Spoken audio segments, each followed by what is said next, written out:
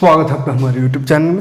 तो इस वीडियो में देखेंगे 9th क्लास का साइंस 11 चैप्टर स्टार्ट किए। कार्य तथा ऊर्जा चैप्टर का नाम है। तो पार्ट 1 में कार्य और ऊर्जा को समझे थे, ठीक है। क्या कार्य क्या होता है और ऊर्जा क्या होता है वो समझे थे। ऊर्जा का प्रकार भी देखे थे। ऊर्जा का 8 प्रकार देखे थे। गतिज ऊर्जा, स्थितिज ऊर्जा, ऊष्मीय ऊर्जा, रासायनिक ऊर्जा, विद्युत ऊर्जा, प्रकाश ऊर्जा, ध्वनि ऊर्जा और नाभिक ऊर्जा। बस टाइप से देखे थे कि ऊर्जा का इतना टाइप होता है। हमको 2 टाइप यहाँ पे पढ़ना है 9th क्लास में, एक गतिज ऊर्जा और एक स्थितिज ऊर्जा। तो बस यही 2 चीज़ को पढ़ेंगे तो हो जाएगा चैप्टर कंप्लीट। और थोड़ा सा पढ़ना है शक्ति के बारे में, ठीक है, पावर क्या होता है। तो चलिए स्टार्ट करते हैं बिना देरी किए गतिज ऊर्जा से। पिछला वीडियो ना देखे हो तो देख लीजिएगा ताकि ये अच्छे समझ में आए, क्योंकि कार्य और ऊर्जा क्या होता है समझा चुके हैं। बस उसका प्रकार आज देखेंगे, गतिज ऊर्जा और स्थितिज ऊर्जा। गतिज ऊर्जा को काइनेटिक एनर्जी कहते हैं, काइनेटिक एनर्जी। तो ये काइनेटिक एनर्जी क्या होता है, गतिज ऊर्जा क्या होता है। तो गतिज ऊर्जा नाम से थोड़ा सा पता चल रहा होगा, गति, नाम में गति आ रहा है। इसका मतलब क्या होगा, नाम में गति आ रहा है मतलब गति के कारण उत्पन्न ऊर्जा। कोई वस्तु है, कोई भी चीज़ है, उसके अंदर जो गति हो गया, गतिशील अगर वो हो गया, तो उस गतिशीलता के कारण यानी उसके अंदर का जो गति है उसके कारण कुछ ऊर्जा अगर हमें प्राप्त हो रहा है या कार्य करने की क्षमता उसके कारण उत्पन्न हो रही है तो उसी को गतिज ऊर्जा कहते हैं, ठीक है। तो वस्तु के गति के कारण उत्पन्न ऊर्जा या कार्य करने की क्षमता, वस्तु के गति के कारण कार्य करने की क्षमता को ऊर्जा कहेंगे।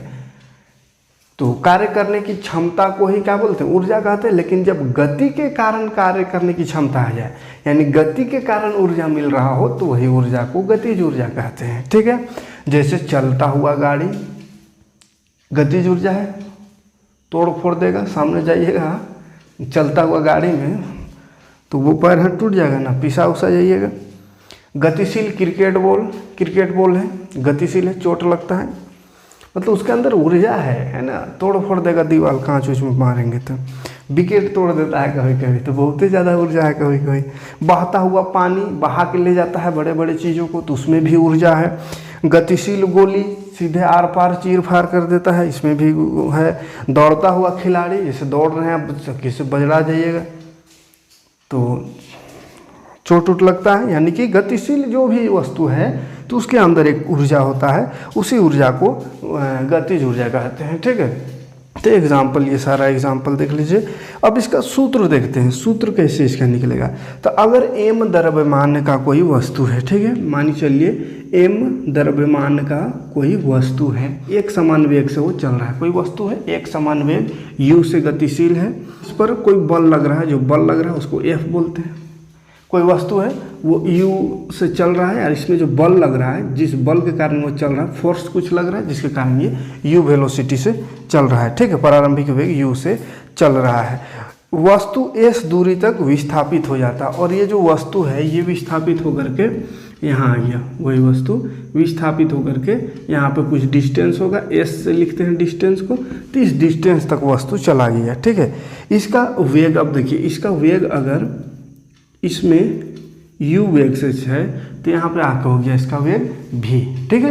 तो कोई वस्तु है, देखिए उसमें कोई फोर्स लग रहा है जिसके कारण ये गति कर रहा है, तो गति करता हुआ यहाँ से यहाँ तक गया, इसको हटा देते हैं। यानी s डिस्टेंस तक कुछ दूरी तय किया, यहाँ गया तो u शुरू, प्रारंभिक वेग को u बोलते हैं और ये अंतिम वेग, तो अंतिम वेग हो गया v, ठीक। फॉर्मूला जानते हैं, क्या जानते हैं, कार्य बराबर किया गया, कार्य बराबर क्या होता है, फोर्स इंटू डिस्प्लेसमेंट। ऐसे से लिखते हैं डिस्प्लेसमेंट को, ठीक है, फोर्स इंटू डिस्प्लेसमेंट। तो इसको मान लीजिए अभी इक्वेशन 1, मतलब W बराबर F into S, force into displacement. F S से मतलब समझ में आ रहा है, F मतलब फोर्स इंटू डिस्प्लेसमेंट।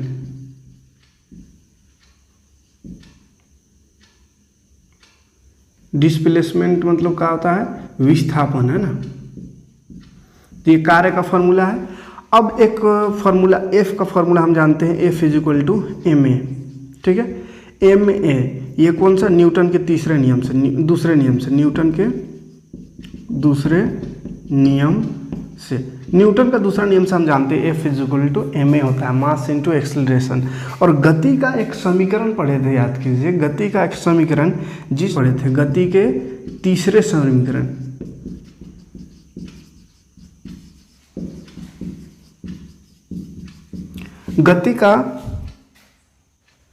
गति के तीसरे नियम के अनुसार हम जानते हैं v² - u² बराबर होता है 2as। ठीक है, तो देखिए क्या होगा, v² - u² 2a गुना में है, इधर आके भाग में हो जाएगा, s यहाँ से निकाल दीजिए। तो इसको और थोड़ा इज्जत से लिखे तो s बराबर हो जाएगा v² - u² बराबर बटा 2as। इसको मान लीजिए समीकरण 3, ये वाला हो गया समीकरण 2। ठीक है, अब तीनों समीकरण को थोड़ा सा बढ़िया से सजा दीजिए तो आ जाएगा एक फॉर्मूला। जैसे यहाँ पे W बराबर हम देख रहे हैं, W बराबर F × S है। ठीक है, तो F का फॉर्मूला आया यहाँ पे ma, तो F की जगह लिख देंगे ma। यहाँ पे लिख लीजिएगा समीकरण 1, 2 और 3 से, तीनों से माने तीनों को मिलाने पर। ठीक है, F का मान रख दिए, F = ma। उसके बाद S का वैल्यू आया है v² - u² बाय 2a, इसको रख दीजिए। और ये इधर है W, तो a कट गया तो क्या बच गया 2 नीचे, तो 1/2 इसको लिख देते हैं बाहर।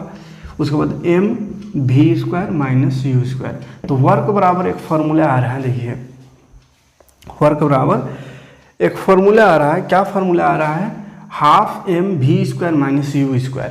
लेकिन अगर वस्तु विराम अवस्था से चलना शुरू किया, अगर वस्तु विराम अवस्था से चलना प्रारंभ किया, अगर वस्तु विराम अवस्था से चलना प्रारंभ किया तो u हो जाएगा 0।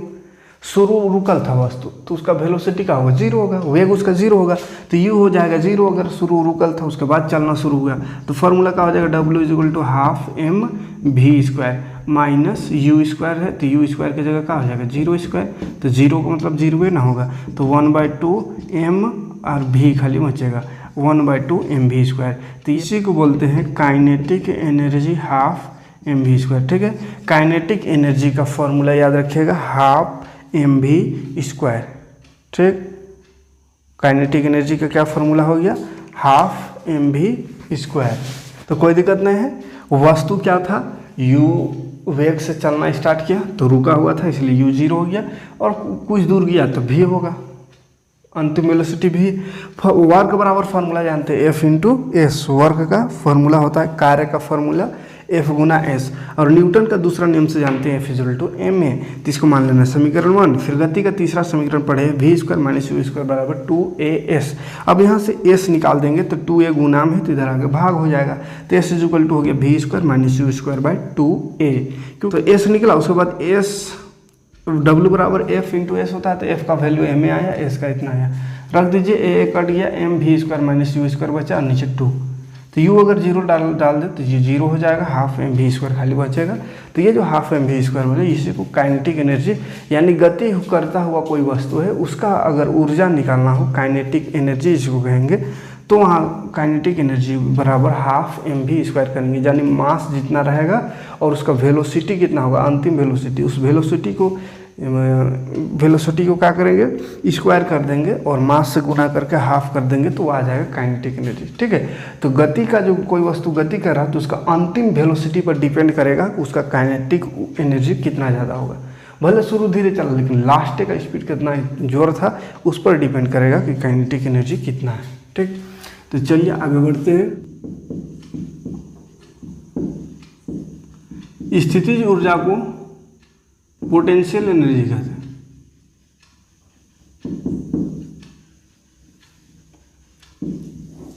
पोटेंशियल एनर्जी क्या है, कोई वस्तु स्थितिज माने कोई वस्तु की स्थिति के कारण उत्पन्न ऊर्जा है ना, स्थिति के कारण प्राप्त ऊर्जा को स्थितिज ऊर्जा कहते हैं। यानी वो रुका हुआ है, ठहरा हुआ है, उसके ठहराव के कारण ही, उसके रुके हुए होने के कारण ही, बस उसका स्थिति के कारण उसका ऊर्जा निकल रहा है। स्थिति में आकार थोड़ा बदल जा रहा है, ठीक है, आकार का परिवर्तन, जैसे धनुष खींचते हैं आकार परिवर्तन हो रहा है, जितना जोर खींचते हैं यानी जितना ज़्यादा आकार परिवर्तन होगा उतना तेज उसका ऊर्जा निकलेगा, यानी उसका उतना तेज वो उसका एनर्जी होगा, ऊर्जा होगा, उतना तेज नुकसान पहुंचाएगा, उतना तेज स्पीड से तीर निकलेगा, है ना।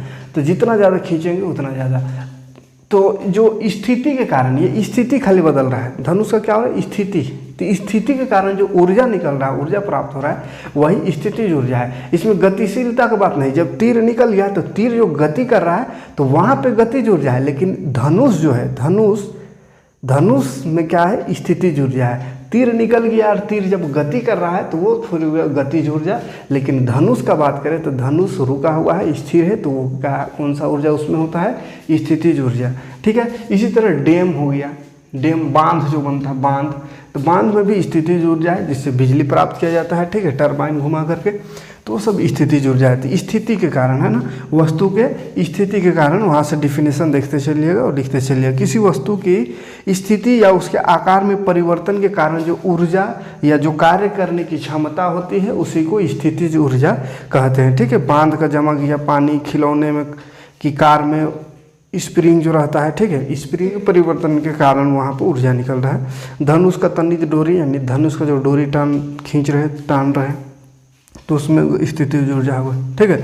अब स्थितिज ऊर्जा को प्रभावित करने वाला कारक देखिए, क्या क्या चीज़ है जिससे स्थितिज ऊर्जा में प्रभाव पड़ेगा। तो सबसे पहला द्रव्यमान, वजन जितना ज़्यादा होगा, द्रव्यमान जितना ज़्यादा रहेगा, उतना ज़्यादा स्थितिज ऊर्जा होगा। ठीक है। तो स्थितिज ऊर्जा को पोटेंशियल एनर्जी कहते हैं। तो पोटेंशियल एनर्जी डायरेक्टली प्रोपोर्शनल होता है मास का, यानी मास जितना ज़्यादा अधिक रहेगा, जितना ज़्यादा मास, जितना ज़्यादा द्रव्यमान उसका रहेगा, उतना ज़्यादा उसका पोटेंशियल एनर्जी होगा। ठीक है।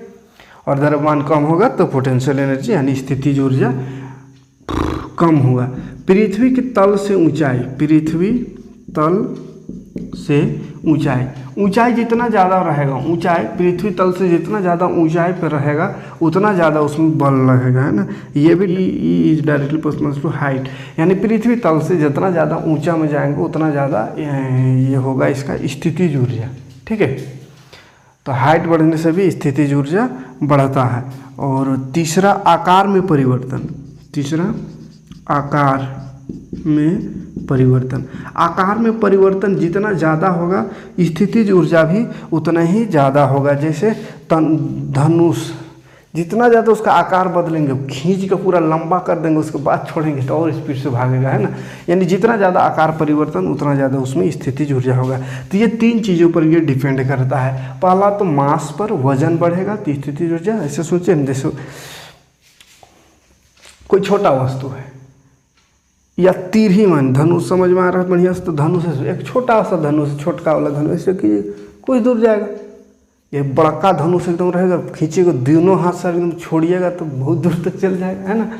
तो आकार पर डिपेंड करता है। बांध हो गया, छोटा सा बांध रहता है, कतई क्यों बिजली उत्पादन कर सकते, थोड़ा सा, कितना बड़ा, टरबाइन को घुमा नहीं सकता ज़्यादा बड़ा बांध रहे तो उसमें पावर होगा टरबाइन घुमाने का, उतना ज़्यादा उससे बिजली उत्पन्न होगा करता है। फॉर्मूला इसका क्या होगा इसको निकालने का, तो देखिए कोई वस्तु किसी ऊंचाई पर अगर कोई वस्तु है उसका स्थितिज ऊर्जा निकालते हैं तो कैसे निकलेगा। देखिए मान चलिए एक वस्तु है, ये ऊपर गया, इस तरह से यहाँ ऊपर जा रहा है, ठीक है, कुछ हाइट तक गया। W बराबर हम जानते हैं फार्मूला, बल F इंटू एस। अब देखिए F is equal to mg भी होता है।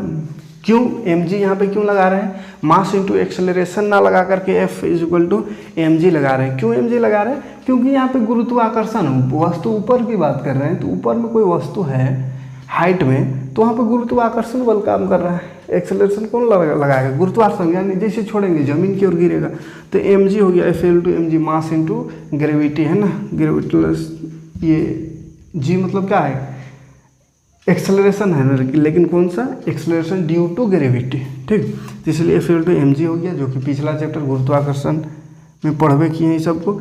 s बराबर क्या बोले, यहाँ पे फिर गुरुत्वाकर्षण पढ़ेंगे। जब भी गुरुत्वाकर्षण की बात आए तो ये समीकरण चेंज हो जाता है, s को हाइट लिखेंगे, s मतलब दूरी होता है, तो इसका दूरी क्या है, हाइट है, तो हाइट लिखेंगे। तो ये सिंपल सा फार्मूला हो गया, W बराबर mgh, यानी पोटेंशियल एनर्जी बराबर हो जाएगा mgh। पोटेंशियल एनर्जी जो होता है वो mgh होता है, ठीक है। mgh मास, m मतलब मास, ग्रेविटी और height, mass into gravity into height, तीनों को गुना कर देंगे, पोटेंशियल एनर्जी निकल जाएगा। ठीक है, एक दो को क्वेश्चन कर लेते हैं ताकि और बेहतर समझ में आ जाए। तो दोनों से एक एक क्वेश्चन देखते हैं, गतिज ऊर्जा से भी और स्थितिज ऊर्जा से भी। 15 kg द्रव्यमान की एक वस्तु, मास दिया हुआ वो 15 kg बोल दिया तो मास लिख देंगे 15 kg। एक द्रव्यमान की एक वस्तु 4 मीटर प्रति सेकेंड, 4 मीटर प्रति सेकेंड एक समान वेग से गतिशील है, वेग यानी वेलोसिटी दिया हुआ है। वस्तु की गतिज ऊर्जा क्या होगा, वस्तु का गतिज ऊर्जा बन रहा है। गतिज ऊर्जा मतलब काइनेटिक एनर्जी, काइनेटिक एनर्जी होता है हाफ mv², तो हाफ हो गया m हो गया 15 और v² हो गया 4 गुना 4। ठीक है, चलिए काट देते हैं, 2 दूनी 4, 15 चौके 60, 60 दूनी 120, तो 120 जूल कार्य होगा यानी एनर्जी होगा इसमें, काइनेटिक एनर्जी। ठीक है, एक और क्वेश्चन देख लीजिए, दूसरा क्वेश्चन स्थितिज ऊर्जा पर आधारित। कहाँ है, 10 kg मास लिख दिया हुआ, 10 kg द्रव्यमान का कोई वस्तु जो धरती से 6 मीटर ऊंचाई पर है, तो h हो गया 6 मीटर ऊंचाई तक उठाई जाती है, तो स्थितिज ऊर्जा याद कीजिए। स्थितिज ऊर्जा यानी वही पोटेंशियल एनर्जी, फार्मूला होता है mgh, बड़ा सिंपल होता है। ठीक है, m 10 है, g का वैल्यू कितना होता है 9.8 पढ़े हैं गुरुत्वाकर्षण में, हाइट है 6।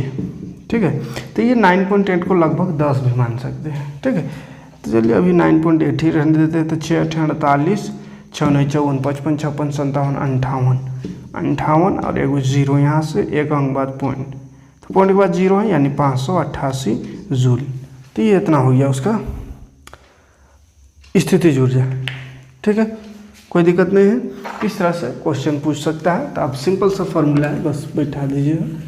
अभ्यास का क्वेश्चन करेंगे, उसमें थोड़ा सा बड़ा बड़ा क्वेश्चन भी करेंगे, बस अभी समझिए ये सब होता क्या है।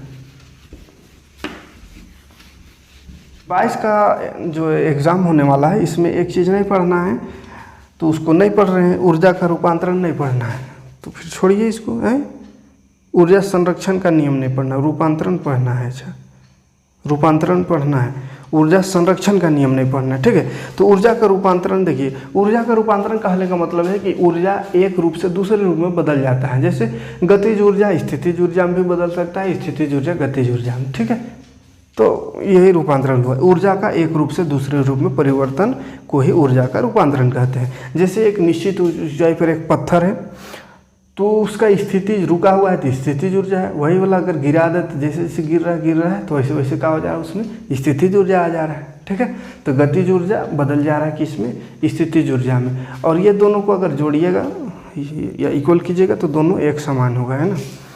तो गतिज ऊर्जा स्थितिज ऊर्जा में बदल सकता है।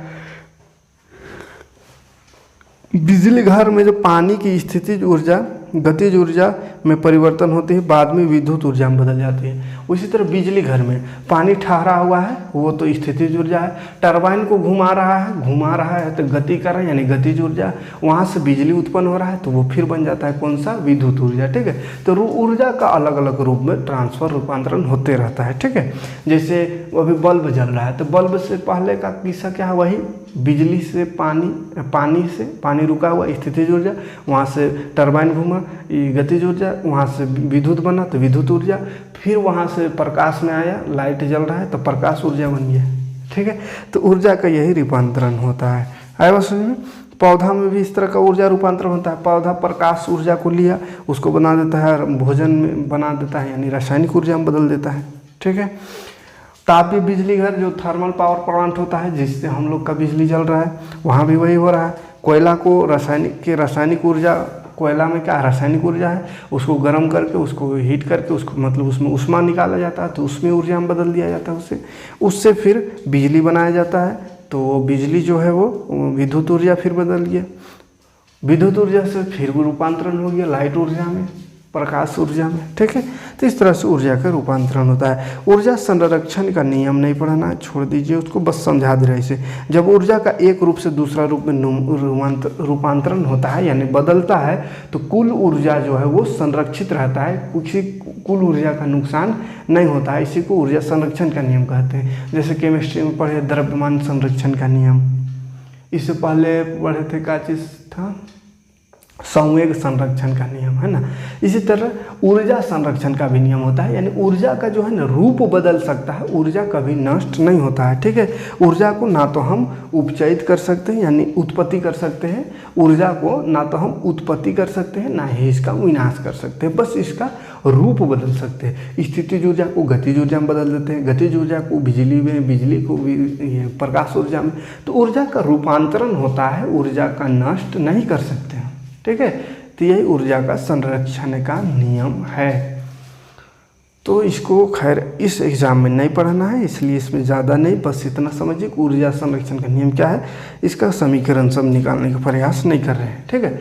अब आगे देखिए, कार्य करने की दर। कार्य करने की दर को कहते हैं बाबू शक्ति, ठीक है। शक्ति यानी पावर। कार्य करने की दर को शक्ति कहते हैं। क्या है ये? कार्य करने की दर। दर बोले थे, जब भी फिजिक्स में दर आवे है तो नीचे लगा दीजिएगा समय बटा लगा के, माने समय के अनुसार ये बात हो रहा है, ठीक है। तो समय के अनुसार क्या, कार्य करने की दर है, तो कार्य बटा समय हो जाएगा। क्या किसके बराबर? शक्ति बराबर, है ना, शक्ति। तो यहाँ पर फॉर्मूला देखिए, इसी से बन गया कार्य करने की दर, तो शक्ति बराबर कार्य बटा समय, इसी को बोल देंगे शक्ति। क्या है? तो कार्य करने की दर है, यानी एक निश्चित समय में एक आदमी या कोई वो चीज़ जो भी है वो कितना कार्य कर सकता है एक निश्चित समय में, वही उसका शक्ति है, पावर है, ठीक है। जैसे हम एक मिनट में कुछ काम कर सकते हैं तनिक ना, जैसे 1 मिनट नहीं समझिए, 1 घंटा में जैसे हम 2 कियारी कूबी चाल सकते हैं। अरे वो और है, वो 1 घंटा में हमारा जितना बड़ा 2 ठोको चाल छोड़ के ख़त्म कर देता है। तो मैंने क्या कहेंगे, शक्ति कर्म बेसी है हमारे, हैं हमसे बेसी शक्ति है। तो क्या है, समय के अनुसार इसको देखना है। कम समय में बहुत काम कर रहा है तो बहुत शक्ति, और बहुत समय लगा दे रहा है तो कोर ही है 1 नंबर का, शक्ति कोनो इसमें नहीं है। आ रहा बात समझ में? समय के अनुसार जब कार्य को देखेंगे एक निश्चित समय से इसको रिलेट करके, तो वही हो गया शक्ति। और शक्ति कोनो दूसरा चीज़ नहीं है, कार्य करने की दर, यानी कि बस उसके अंदर एक समय के अनुसार वो कितना काम करने पाता है। बहुत काम करेगा तो बहुत शक्ति होगा, और जिसका शक्ति ये नहीं है, लेरेंग पेरेंग है, तो कहेगा वो क्या काम पोरिया तनिक करेगा, बैठेगा डांगड़ा बथ रहा है। तो कार्य करने की दर को क्या कहते हैं बाबू? शक्ति, ठीक है। और बस फॉर्मूला यही से निकल गया, पावर बराबर वर्क बाय टाइम। अब इसका ऐसा ही मात्रक कहेगा क्या होता है, तो कार्य का ऐसा मात्रक जूल होता है, और समय का ऐसा मात्रक, टाइम का ऐसा मात्रक समय। तो क्या हो जाएगा? जूल पर सेकेंड, यह ना होगा, जूल प्रति सेकेंड है। तो जूल प्रति सेकेंड होता है, और इसका शॉर्टकट मात्रक देखा जाए तो एसआई मात्रक, या तो इसका एसआई मात्रक वाट से लिखते हैं, ठीक है। पावर का, शक्ति का एसआई मात्रक वाट। जूल प्रति सेकंड भी होता है, और उसका एसआई मात्रक वाट भी होता है। एक वर्ड में उसको दिखाते हैं डब्ल्यू से, ठीक है, डब्ल्यू। तो 10 डब्ल्यू, 10 20 डब्ल्यू, यानी कि 10 वाट 20 वाट। और क्या चीज़ है? वाट है, मतलब शक्ति है। आए बस समझ में? और इसका बड़ा मात्रक क्या होगा? तो वही किलोवाट है ना, बड़ा मात्रक किलोवाट होगा। 1 किलोवाट में कितना होगा? तो 1000 वाट होगा, है। बल्ब वो ट्रांसफार्मर सब देखते हैं, 1 किलोवाट का है, 2 किलोवाट का है, 20 किलोवाट का है बोलते हैं।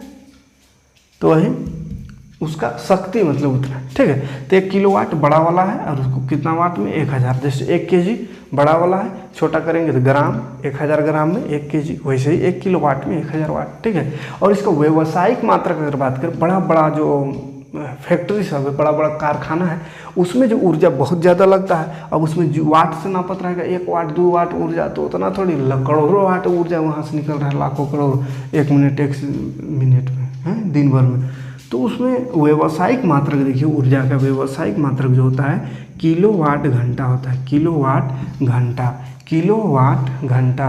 और ये किलोवाट कहने का मतलब है कि 1 किलोवाट 1 घंटा में, 1 घंटा में 1 किलोवाट, अगर 1 घंटा में ऊर्जा वहाँ निकल रहा है तो उसको कहेंगे 1 किलोवाट का वो ट्रांसफार्मर है या जो भी है वो बिजली घर है, ठीक है। 2 किलोवाट घंटा यानी 2 किलोवाट निकल रहा है प्रति घंटा, हर घंटा 2 किलोवाट निकल रहा है, ठीक है। आ रहा बात सही है। तो बड़ा मात्रक व्यावसायिक मात्रक क्या है, किलोवाट घंटा। 1 किलोवाट घंटा ऊर्जा की वह मात्रा है जो 1 किलोवाट प्रति घंटा की दर से व्यय हो रहा है, यानी 1 किलोवाट प्रति घंटा के दर से खर्चा हो रहा है तो 1 किलोवाट घंटा कहेंगे। 2 किलोवाट अगर प्रति घंटा खर्च हो रहा है तो 2 किलोवाट कहेंगे ऊर्जा इसमें खर्च हो रहा है, ठीक है। कोई दिक्कत नहीं है। तो इतना ही सा इस चैप्टर में पढ़ाना था, बहुत लंबा चैप्टर नहीं था, 2 पार्ट में कंप्लीट हो गया। कल थोड़ा छोटा है वीडियो बनाया था, आज भी छोटा बना, चाहते तो 1 घंटा का क्लास लेने से एक ही वीडियो में हो जाता, लेकिन चलिए थोड़ा थोड़ा करके ही समझाया, अच्छे से समझ में आया होगा। तो चलिए मिलते हैं अब नेक्स्ट वीडियो में अभ्यास का क्वेश्चन आंसर लेकर के, उसके बाद फिर शुरू करेंगे ध्वनि, है ना। तो वीडियो समझ में आएगा तो लाइक और कमेंट जरूर कीजिएगा, ताकि ऐसे ही आपके साथ हम लगातार बने रहें और लगातार आपको वीडियो प्रोवाइड कर सकें।